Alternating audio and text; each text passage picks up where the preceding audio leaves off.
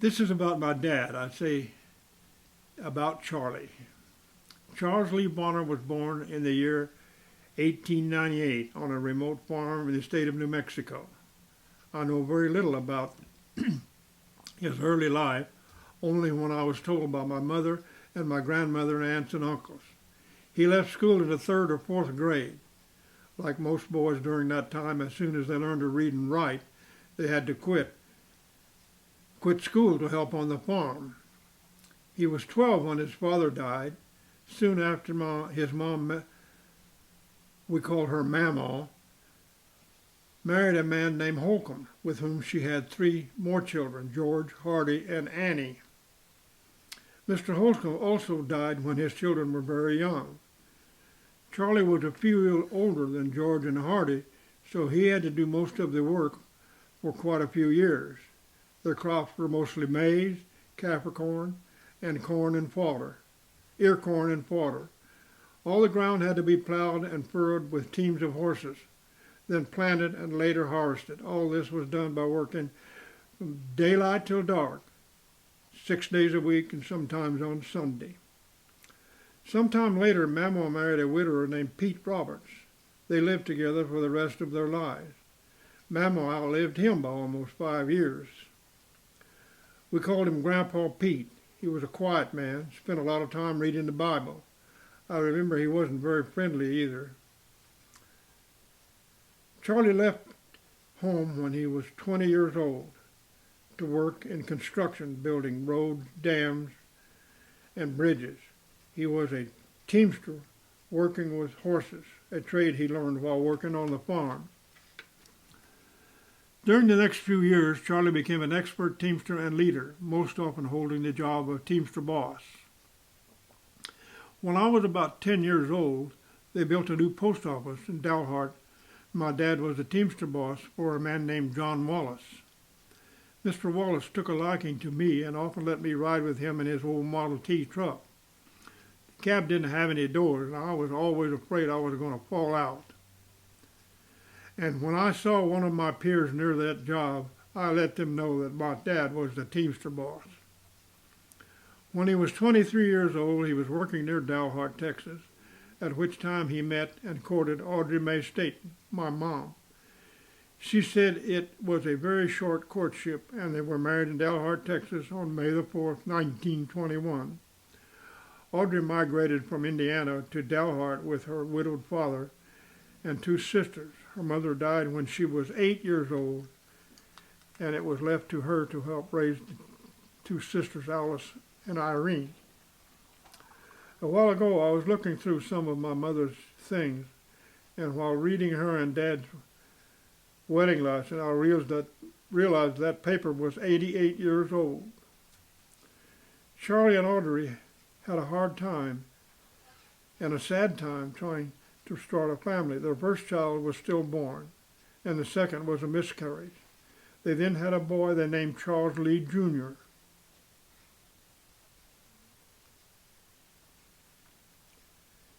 Two years later, Orville Eugene, that's me, was born. When he was born. When he was 4 years old, Charles Jr. died of scarlet fever. My grandmother told me later that my mother was devastated losing Jr. We never talked about it very much while I was growing up. I was too young to remember him. So I knew very little except what my grandmother told me.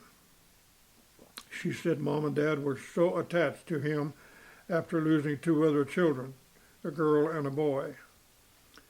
Charlie and May, as most people called her, had a boy 2 years later, called him Marvin Leroy, and he was frail and was sick a lot. Besides, he was in the hospital while he was 3 for a hernia operation. A little over 2 years later, they had a set of twins. They were called Charles Richard and Virginia May. That was our family, and we grew up together.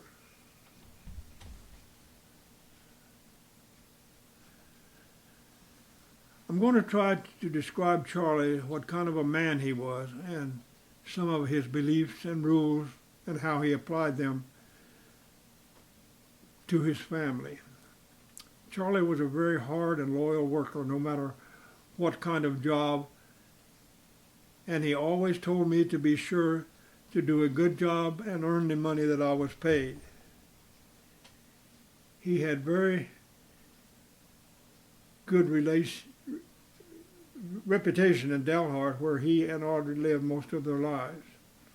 He was well liked by most people and was always giving of his time and help to friends and neighbors. My mother once told me when I was much older, he was more tolerant and helpful to other people than he was to his own family. I always felt he loved his dog more than his kids. When I was in the 5th grade, he was away on a road building job for several weeks, and when he returned, Mom and us kids ran out to meet him. The first thing he did was go around us, including my mom, picked up his dog and said, "How's my baby? Did you miss me?" I'll never forget the look on my mom's face. And in my mind, I never forgave my dad for that. And I dealt that little bulldog misery the rest of his life. I'm sure if my dad had known I treated his dog, I would have gotten a severe thrashing. Dad was very strict with us and enforced it with physical punishment. When we were little, we got more whippings than later. Maybe that's because we learned how to stay out of trouble. The twins were about 5 and were playing with matches and started a fire in the barn. Dad took off his belt and whipped Tuppy so hard I cried. When he started to whip Jen, I said, "Please don't whip her. Whip me instead."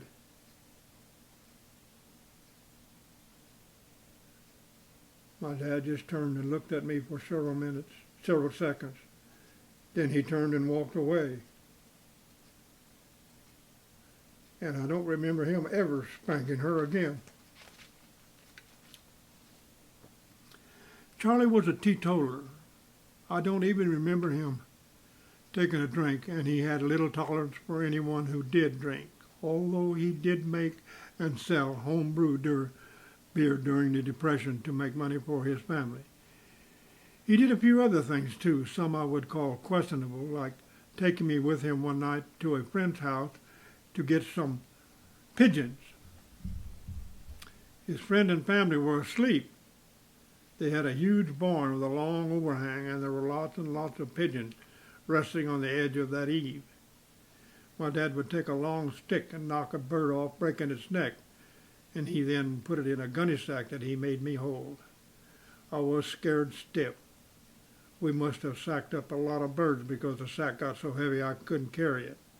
When we got home, he and Mom picked and cleaned them. That deed bothered me so much I never spoke of it, not even to my mother. But I guess we didn't hurt anything because whenever I passed that barn, there was always lots and lots of pigeons on the roof. We had squab for several days. One thing I remember, we never went hungry. There was always something to eat, even if it was just bread and gravy or cornmeal mush. Dad always brought home whatever money he made and gave it to Mom. One day, one way or another, he managed to feed us, and with Mom's sewing skills, we always had the clothes we needed for school. The patches on my pants and shirts may have been a different color, but they sure didn't have any holes in them. With all his harsh ways and strict rules, I know he loved us. He just never showed or expressed his feelings for us. I think about it now, I don't believe he knew how to express his love. I don't remember ever hugging him or seeing him hug one of us. I only saw him kiss my mom a few times, but he took care of us through thick and thin and was always there. And a couple more things about Charlie. Whenever we were out playing or at a friend's house and he wanted us, he would step out on the back porch and whistle. He had a real shrill whistle that could be heard for a long way off. but woe betide any one of us who was out of range of that whistle.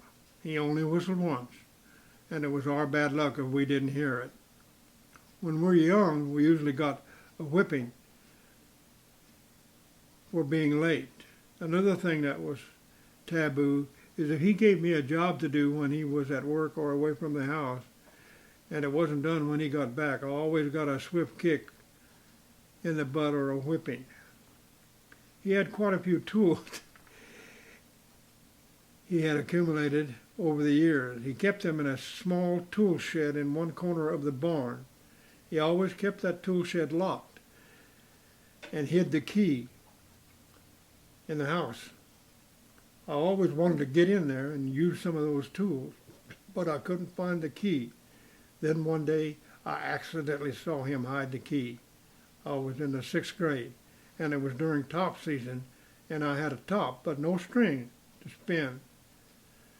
There was no money to buy one, and I wanted so badly to get in this school top spinning tournament. I thought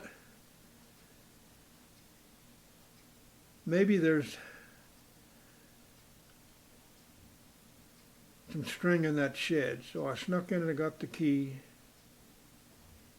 and let myself in. I'd been in there many times, but only when my dad was in there. After he left for work, I sneaked the key and went into the shed. I had been in there lots of times when he was there. Finally, after looking all over, I found a plumb bob in a box, some yellow string just the right size. I hastily cut off the amount I needed and threw the plumb bob back in the box, locked the shed and put the key back in its hiding place. I practiced and practiced and entered the tournament, but didn't win. Several days later, I was out in the yard when my dad came out of the shed with a plumb bob in his hand, the string hanging only halfway down to the ground. He was furious, and he came right up to me. He was so mad he could hardly talk. He said, "Did you do this?" And I was so scared I was afraid to lie to him. I said yes and tried to explain why I took the cord, but he wasn't even interested in my reason. He grabbed me by the arm and took me into the barn and gave me one of the worst whippings I ever had. These stories happened because I broke the rules, and with him that was not permitted. We had a cow, chickens, and some pigs, even though we lived in the city limits. Dad made some pig troughs and lined them with metals so they wouldn't leak. And my little brother Tuffy, he was called that till he went into high school, took a claw hammer and using the claw poked some holes in the metal. Why, I don't know. But when my dad went to feed the pigs, all the slop leaked out. Little Tuffy got one of those awful whippings. Charlie lived by the adage, spare the rod and spoil the child, and there was always a rod, a switch, or a belt ready for him to use.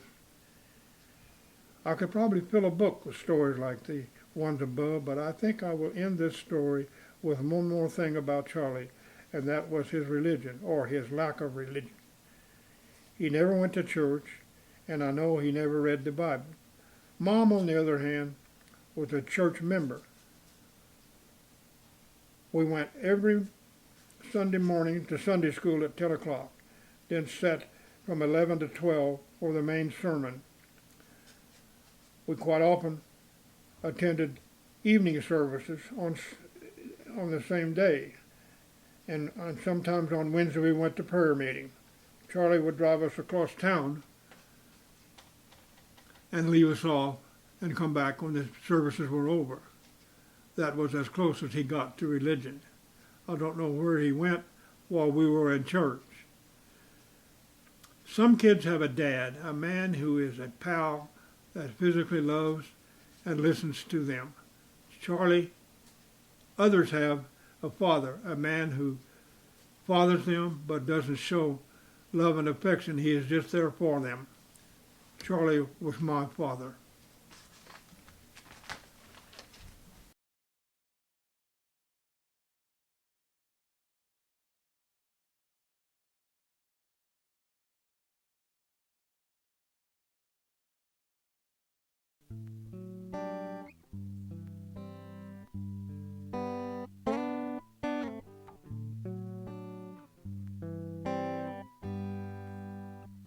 Can I say something else?